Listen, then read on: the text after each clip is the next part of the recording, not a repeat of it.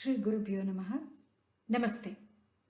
Uttishta Bharata is doing a phenomenal job of engaging the speakers to talk about great freedom fighters and patriots on their birth anniversaries and take the message to the public, especially the student community. Today, I am very happy and privileged to talk about one of the greatest freedom fighters of our freedom struggle. Eccentric, weird, daydreamer, hallucinator, blabbermouth. These were some of the names given to the person when he was alive. But today, Wikipedia calls him a poet, a writer, social reformer, a journalist, a patriot, and a freedom fighter. How is it possible? Who are we talking about? We are talking about a great patriot who celebrated independence much before India became independent. ஆடுவோமே பள்ளு பாடுவோமே ஆனந்த சுதந்திரம் அடைந்து விட்டோம் என்று, which means let us all dance and sing songs for India has become independent. What an optimist, what a great Dirgadarshi was a person. We are talking about a great poet who dreamt of friendly exchanges between states and independent India. In one of his poems, he says, Cheras would give away elephant tusks in exchange for the great patriotic Maratha poems. So, look at the depth of the imagination of this poet. In India, there are a lot of patriots and freedom fighters who use the knife as a pen to write their names in blood on the pages of history. Today, we are going to talk about Mahakavi Subramanya Bharati, who used his pen as a knife to attack the British. A bold revolutionary was Subramanya Bharati. There are many ways to look at this person, perceive him and analyze him. But today we are going to look at him in a very new, unique dimension as Navarasa Nayaka. For he was much more than a Navarasa Nayaka. For a person who lived only for 39 years, he showed spectrum of emotions through his brief life history and his vast literary work. Born as Subbaya to Chinnaswamy Subramanya Iyer and Lakshmi Ammal on December 11, 1882 in Ettayapuram, Tamil Nadu, he finished his school education in Tirunelveli. After losing his mother at the age of 5, he was brought up by his strict father who wanted him to excel in academics, become a successful engineer and lead a peaceful life. Peaceful life? Subramanya Bharati's life was anything but peaceful. He was a linguist. He was well versed in Sanskrit, of course, Tamil, English, Hindi, southern languages like Telugu, Malayalam, and even foreign languages like French, and he learned a little bit of Arabic too. But his breath was Tamil. It wouldn't be an exaggeration to say that he was Tamil personified. Many people think that a title of Bharati was conferred on him because of his extreme devotion towards Bharat Mata, which is also not untrue. However, the story behind the title Bharati is something somewhat different. He started composing songs and poems in Tamil and started singing at the age of 8. When he was 11 years old, he was invited to a literary conference by the Raja of Ettayapuram. The audience, filled with scholars, poets, and singers, was stunned by his talent in music, his skills in composing poems instantly, and his depth and proficiency in Tamil. They conferred him the title of Bharati, blessed by Saraswati, the goddess of learning herself. So here his father too died when he was a teenager, but he got his son married to one of his cousins named Chellammal, who was 7 years younger to him. Chellammal proved to be a perfect match, in fact more than a perfect match, for nobody else who could have put up with this extreme antics of Subramanya Bharati. After 1 year after his marriage, he left to Varanasi in the year 1898 to live with his aunt. So this 4 years time offered a lot of defining moments, transforming into a person that we know him today. So this exposure broadened his perspective towards human beings. Humanity took center stage on his mind. He learned to look beyond the social taboos and superstitions of the Orthodox society. He also learned Sanskrit, English, and Hindi. He went on to become a linguist and a scholar.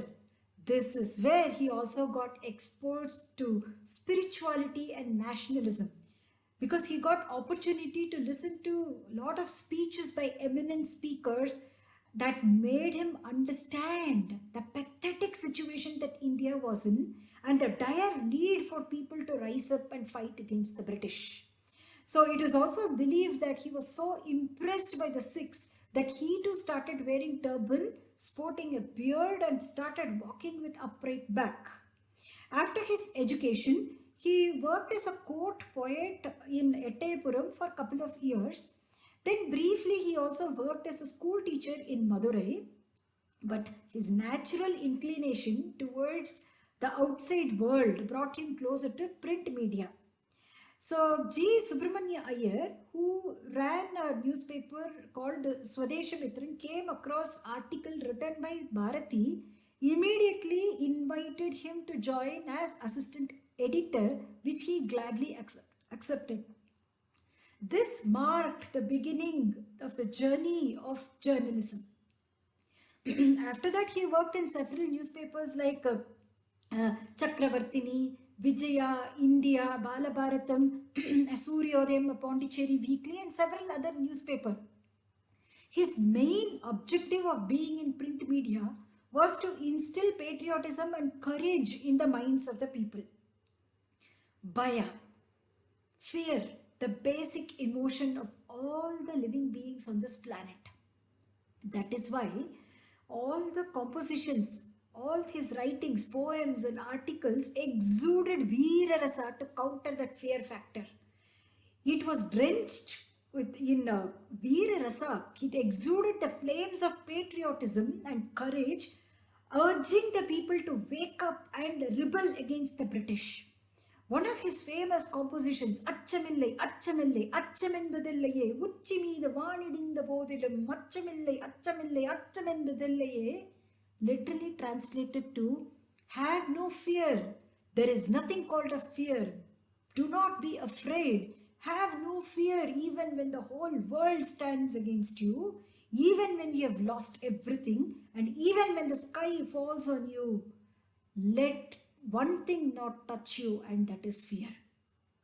He himself was fearless. He was not afraid of anything. However, even this optimistic patriot, sometimes he was troubled by the atrocities of the British and the foolish behavior of the people. During those times, he would simply sit in front of Parashakti. He would spend hours together composing poems and songs, begging for her mercy. நல்லதோர் வீணை செய்தே அதை நலங்கட புழுதியில் எறிவதுண்டோ சொல்லடி Sivasakthi. You create such a beautiful veena, divine veena. Is it only to throw away in dust? You've created me, a human being with immense knowledge, only to get dusted, to go rotten. So in this poem, he clearly brings out the lamentation and frustration of a person for his inability to use his knowledge effectively to bring a change in the society, in his inability to create a transformation and change the mindset of the people. So such compositions, there were several other compositions which were completely drenched in Karuna Rasa and Shoka Bhava. So Adbhuta. Today we come across several people who don't get excited about anything. They do not even have the experience of Adbhuta Bhava, a complete contrast to Bharati, who enjoyed everything around him. He looked at everything in wonder in Adbhuta. So if he was fire, his wife Chellammal was calm and composed, complimented her husband in every possible way. So she was a wife, such an accommodative and adjusting wife that anybody could ask for. So despite all his idiosyncrasies, she loved her husband so much. It so happened that once she had borrowed rice from her neighbor and she had kept it aside for cooking. She went on with her chores. When she came back, to her shock, she saw that her husband was throwing away the grains and there were so many birds eating. So when she questioned, he said, Chellama, if you had cooked, you and me, only two people would have eaten. But now, look at it. The hunger of so many living beings is being satisfied. You should be happy about it. Enjoy. And he also went on to say, look at the birds, look at the way they are picking each and every grain and enjoying and eating. You should look at it with wonder. Isn't it a wonderful sight? Sit next to me and enjoy. Bharatiyar was in a different plane altogether.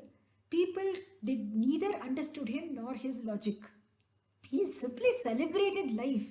He accepted all his difficulties and failures with smile, and he also appreciated every small blessing that was bestowed on him. So, in fact, all the emotions took birth as poems and articles. So, in the year 1905, he went to Banaras to attend the All India Congress conference, and on his journey back, he met Sister Nivedita. This was a remarkable, significant meeting because it changed his perspective about women completely. So after that, he wrote several poems and articles on women empowerment. Today in Tamil Nadu, Bharati Kanda Pudumai Pen is a cliche phrase. In fact, it is a common topic given to people for speeches, which means modern women envisioned by Bharati. So he looked at women as Adishakti, Parashakti, bundle of energy who are capable of doing anything and everything. He was so inspired by Sister Nivedita that he dedicated not just one, but 3 of his literary works to Sister Nivedita. Deshabhakti Geetangal, Janma Bhumi Jnanamritam. So such was his attitude towards women, which was actually changed by Sister Nivedita. In the year 1907, he attended the famous Surat conference. That is where he got in touch with so many national leaders, and particularly V.O. Chidambaram Pillai. They both became lifelong friends, ardent disciple of Bala Gangadhar Tilak. So when V.O. Chidambaram Pillai was arrested in the year 1908, the shipping company that he had started was taken over by the British. The people who cried and protested against Chidambaram Pillai's arrest, the same people, they had no problem working in the company acquired by the British. So Bharati was so filled with disgust, anger, and saddened by the fact that about the chameleon nature of the people, that he composed several poems as amalgamation of Raudra, Shoka Bhava, and Bibhatsarasa. One of his compositions, நெஞ்ச பொறுக்குதில்லையே இந்த நிலைகட்ட மனிதரை நினைத்து விட்டால் நெஞ்ச பொறுக்குதில்லையே, meaning the heart cannot withstand the pain caused by the thought of the people who have no standing, no value, no character. Not only that, he was saddened by the people who allowed themselves to be used by the British, who allowed the British to consider them as slaves for a piece of bread. So when he came, because of the sorrow that he experienced, he composed a poem which said, என்று தனியும் எங்கள் சுதந்திர தாகம் என்று மடியும் எங்கள் அடிமையின் மோகம், which means, when will the thirst for our freedom be quenched? When will our attraction or moha towards slavery be destroyed? So we spoke about Veera, Bhaya, Raudra, Bibhatsa, Adbhuta, all the rasas. What about Shringara rasa and Hasya rasa? Do you think Subramanya Bharati was all about patriotism, Veera rasa, and Raudra bhava and upright attitude? Then I have a news for you. Most of his compositions were actually drenched in Shringara rasa. He considered Lord Krishna to be his imaginary lover, and he composed hundreds of songs and poems in Shringara rasa. One of the classic examples being Ninnaye Radiyendru Ninaithu Vittenadi.